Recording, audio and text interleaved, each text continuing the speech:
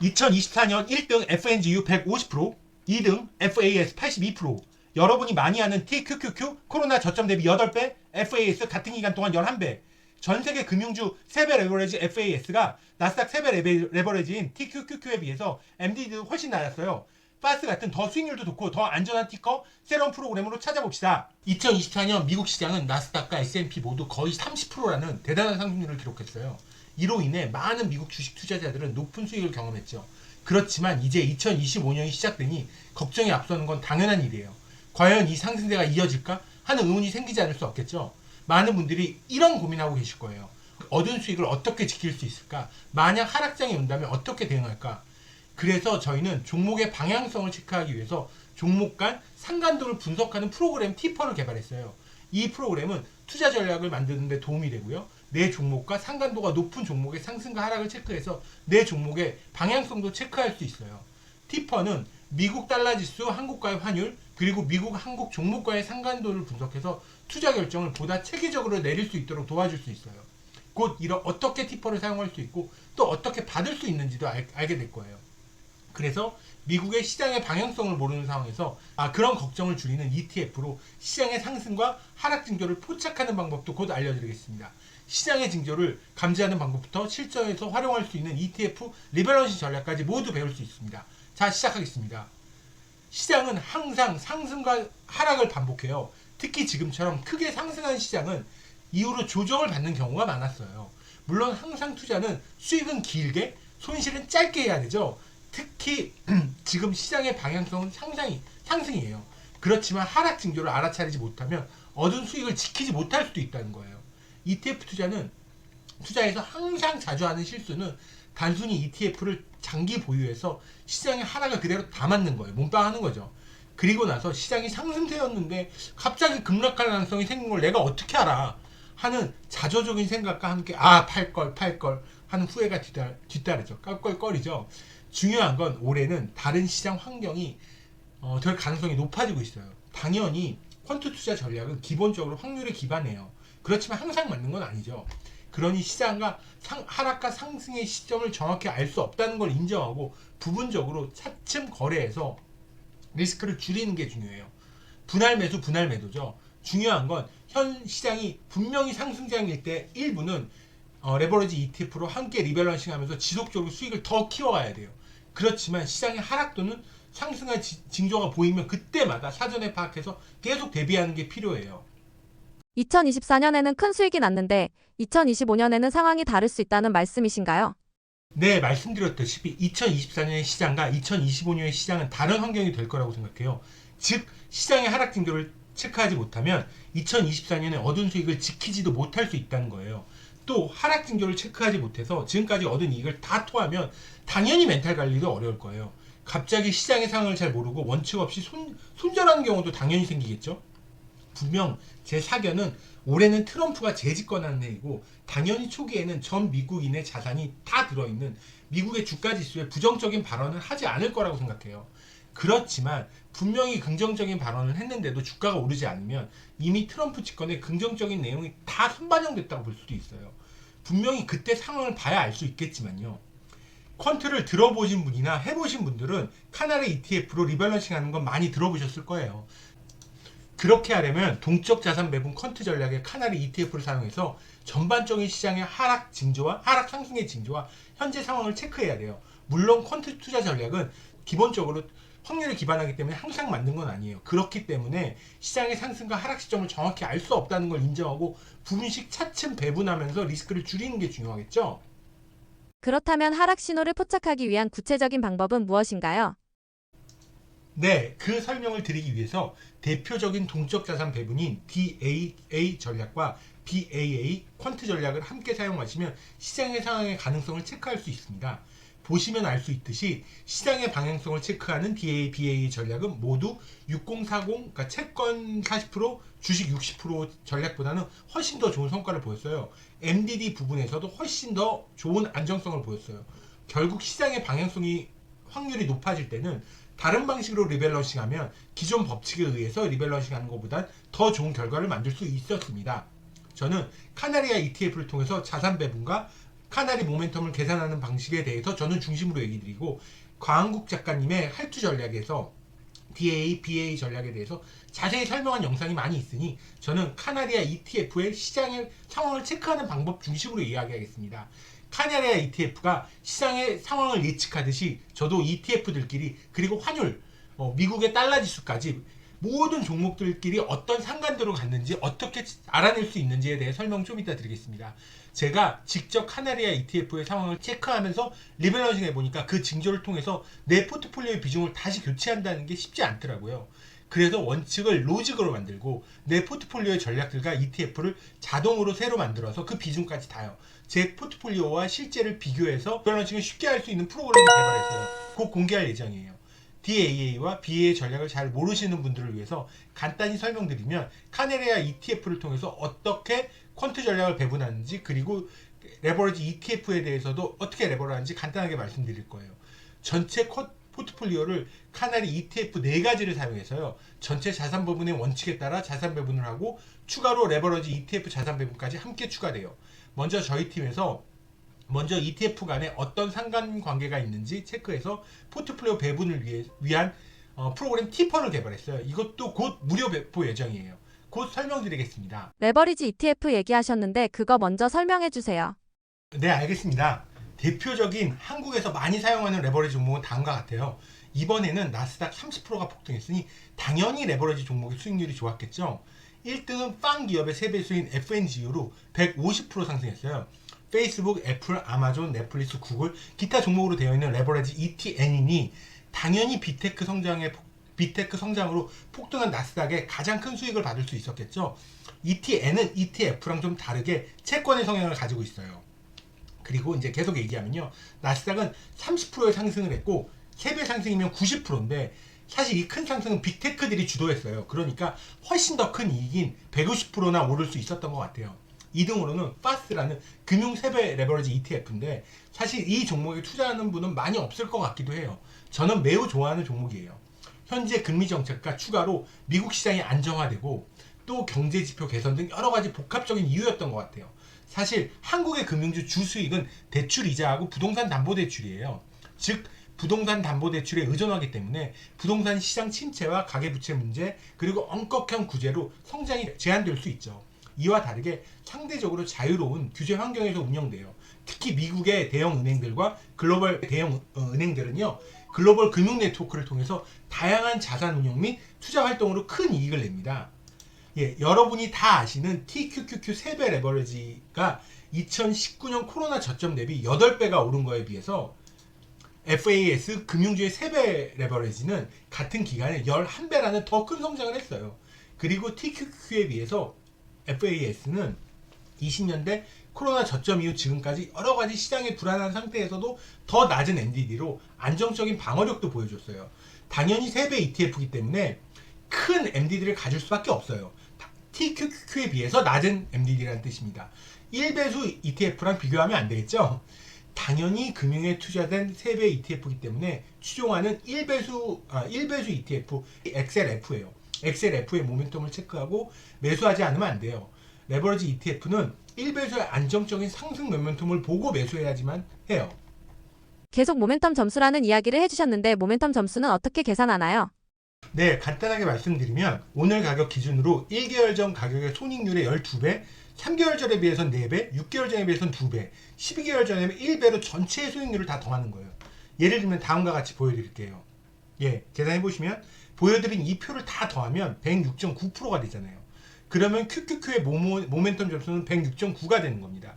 이 ETF가 카나리 ETF라면 음수인지 양수인지 체크하거나 또는 다른 ETF랑 비교해서 이것을 모멘텀 점수라고 생각하고 가장 높은 모멘텀 점수 순으로 랭킹을 매기는 거예요.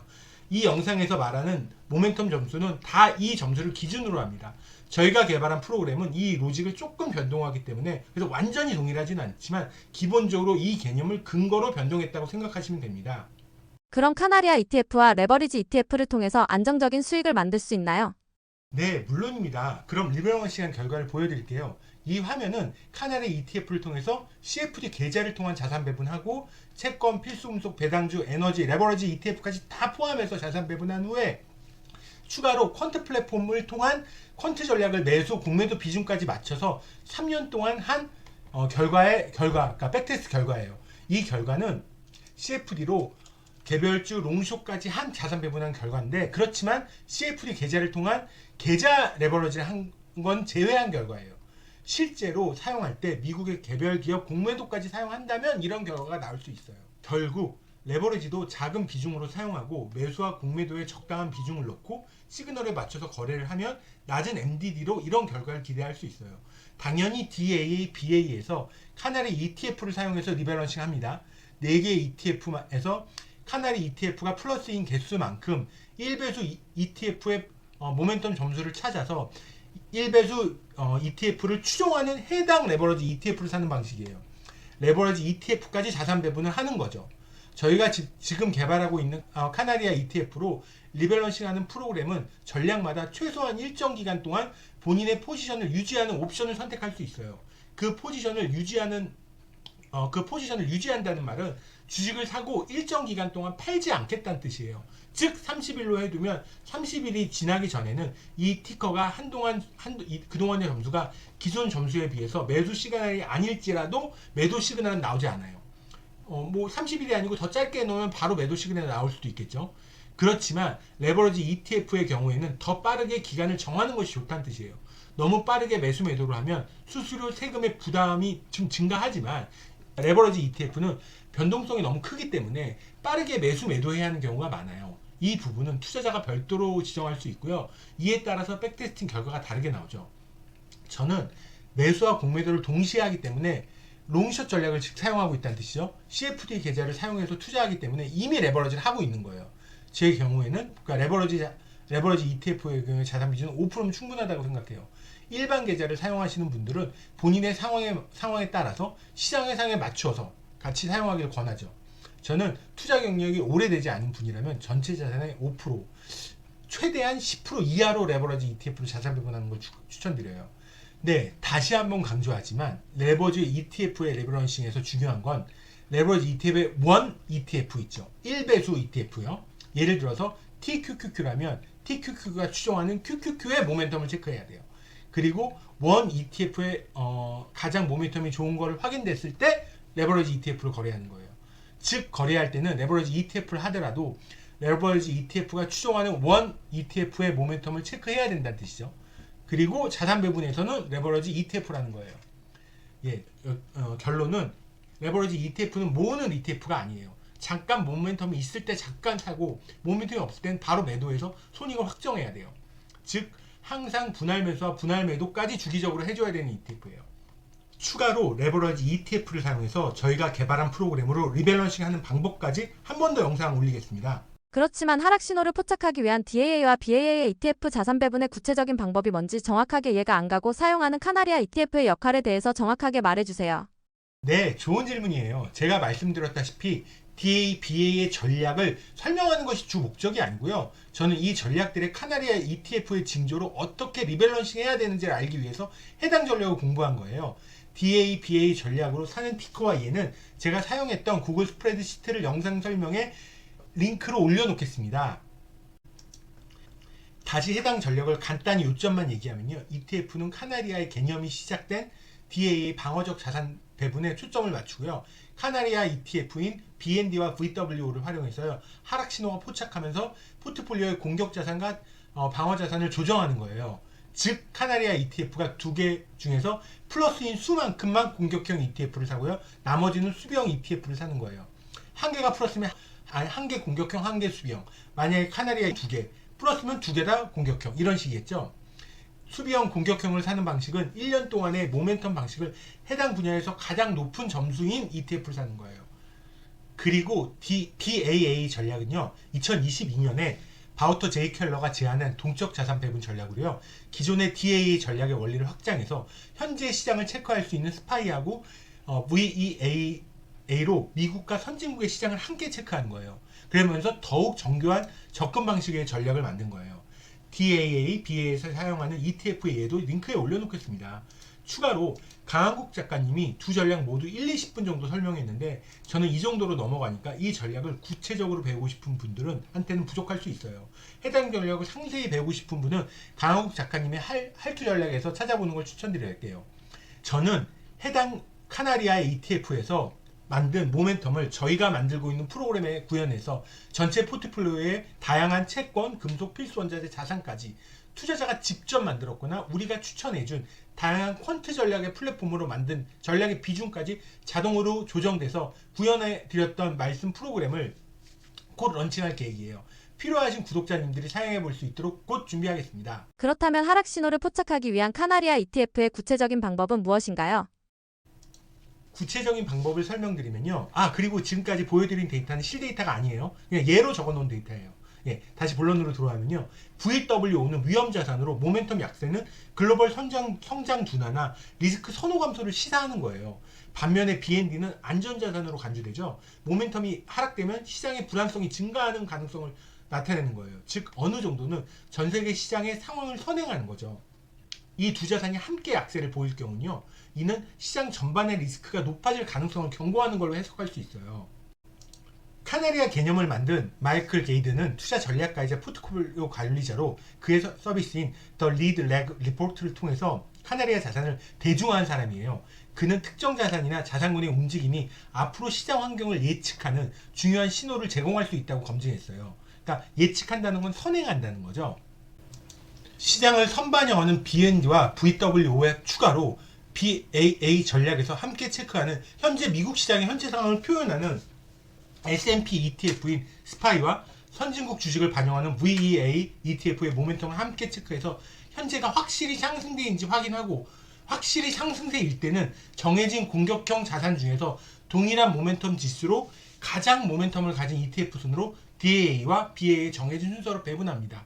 확실한 상승세가 아닐 때는 수비형 ETF 전략으로 모멘텀 순으로 순서대로 배분합니다. 이 방식으로 만들었을 때는 너무 많은 리밸런싱 해야 되는 문제가 생길 수 있어요.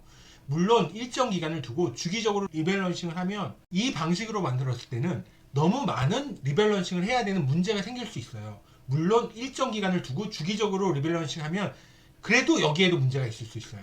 저희는 이 전략을 수정해서 너무 자주 거래하지 않도록 모멘텀 점수를 매일매일 체크해서 어느 정도 이상의 점수가 차이가 나면 리밸런싱 할 수 있도록 로직을 수정했어요.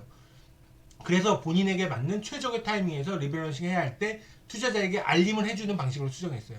이렇게 하면 유저가 선택한 정도에 따라서 리밸런싱 횟수는 매일 모멘텀 점수를 체크해서 로직으로 누적으로 계산한 후에 거래해야 하는 시점에 알람을 줄 수 있어요. 또는 그냥 자동으로 거래할 수도 있겠죠.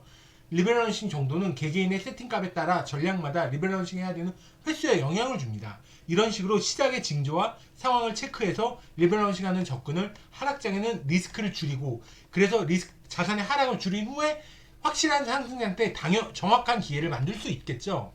그렇다면 카나리아 ETF를 사용한 전략은 실제 얼마나 효과적이었어요? 효과에 대해서 검증한 것을 보여드리겠습니다. 저희가 1970년부터 2024년까지 데이터를 테스트한 결과 연평균 수익률이 16.6%로 벤치마크인 6040 포트폴리오의 9.3%를 거의 2배 가깝게 7.3%나 초과했어요. 또한 최대 낙폭 MDD는 8.7%로 방어적으로 설계된 PA 전략의 11.2%보다도 낮았어요. 테스트 기간 중에 약 57%로 기간 중에 포트폴리오가 방어자산으로 구성되었는데 이는 기존 PA 전략의 50.7%를 초과해요. 시장 변동성을 효과적으로 관리하는 데 도움을 줬죠. 추가로 UPI 지표도 4.81로 방어기간 PAA 3.03보다 높았어요. 여기서 UPI 지표는요. 성과 대비 리스크 지표로서 높을수록 낙폭이 낮고 수익률이 안정적이라는 걸 의미해요. 여기서 핵심은 저희가 개발한 프로젝트는 단지 정해놓은 ETF가 아니라요. 퀀트 플랫폼의 퀀트 전략을 그 적합한 용도에 따라서 자동으로 배분되게 만들어서 실제로 지금 보여드린 수익률보다 훨씬 더 낮은 MDD하고 시장에 올라가는 징조를 찾을 수 있다는 거에 중심을 두고 있어요. 이를 증거로 거시적으로 시장이 불안정한 가능성이 높아지면 점차 전략을 기준으로 조금씩 내 포트폴리오를 방어적으로 운영한다는 뜻이에요. 자산 배분을 할 때 어떤 자산으로 하고 어떤 기준으로 한다는 뜻이에요. 네, 그 기준은 퀀트 전략의 월별 손익률에 의해서 실제로 카나리아 ETF들과의 상관계수를 분석해서 가장 효율적인 포트폴리오를 AI가 매치하게 만들고 있다는 뜻이에요. 예, 세팅된 전략에 따라서 카나리 ETF 상황에 따라서 동적 자산 배분을 하고 있어요. 이것을 통해서 장기적으로 안정성과 수익성을 모두 확보하는 포트폴리오를 구축할 수 있어요. 추가로 채권, 금은, 동 등 핵심 금속, 원자재, 소비재, 에너지 ETF들 다 동적 배분해서요. 포트폴리오 안정성을 높이고 있어요. 그리고 미국의 배당킹, 배당기족 종목들도 모멘텀과 배당률을 기준으로 자동으로 배분하는 거예요.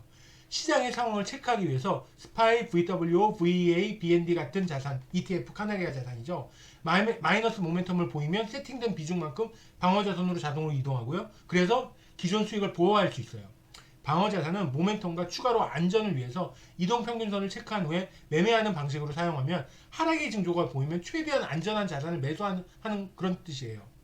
그렇다면 이 전략을 쉽게 실행할 수 있는 방법이 있을까요? 네, 사실 이 징조에 맞춰서 포트폴리오를 수정해야 한다는 것을 알고 또 그 성과가 분명하다고 해도 사실 이것을 계산해서 내 포트폴리오에 적용한다는 게 쉬운 일이 아니죠. 또 번거롭기도 하고요. 저도 그렇게 하려고 몇 번 시도를 했는데 정말 그 징조에 맞춰서 포트폴리오를 다시 짜려고 하니 정말 어렵더라고요. 그래서 저는 이 신호에 맞춰서 내 포트폴리오를 자동으로 변경해주고 그것을 투자자들에게 본인의 포트폴리오도 변경해주고 그것에 맞춰서 자동으로 새로운 포트폴리오를 제공하는 프로그램을 개발하고 있어요. 물론 개개인에 맞춘 포트폴리오예요. 기대해주세요. 곧 공개하겠습니다. 그 프로그램 공개 전에 먼저 티커의 상관계수를 계산할 수 있는 티퍼라는 프로그램을 무료로 제공할 예정입니다. 이 채널을 구독해 주시고 고정 댓글을 통해서 시청서를 작성해 주시면 사용해 보실 수 있을 거예요.